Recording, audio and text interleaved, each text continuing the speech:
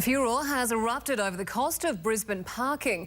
The RACQ claims that short-term parking fees in the CBD are the dearest in the country, and they're rising 4 times faster than those in Sydney and Melbourne. Mark Sulo joins us now live from the city, and Mark, the council is not happy.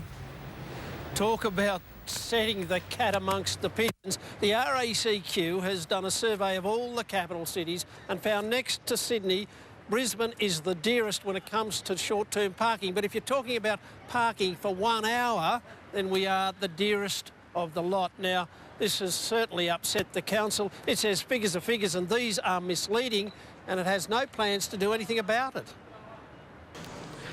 This hip pocket issue is making many see red. The RACQ believes shoppers are being ripped off in the CBD. It's $28 on average for 1 hour parking, $42 for 2 hours and $66 for all-day parking. Its survey shows that's 4 times dearer than a decade ago and rising 4 times faster than Sydney or Melbourne. Gee, way too high.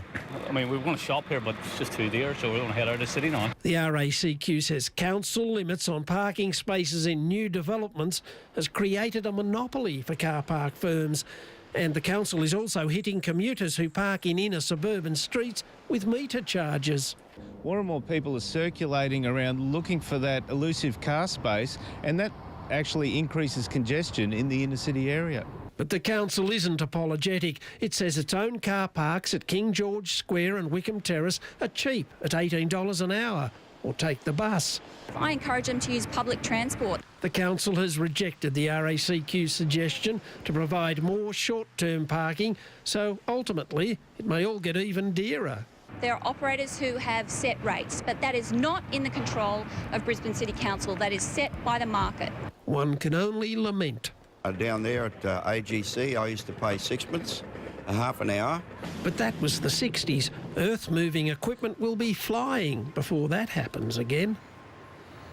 By the way, the council accuses the RACQ here of double standards because it once suggested a congestion tax for the city to do away with higher parking and tolls. And there's something else. The council opposition says that over the next year we'll pay $44 million in parking fines and parking meters to the council. So we're damned if we do, we're damned if we don't.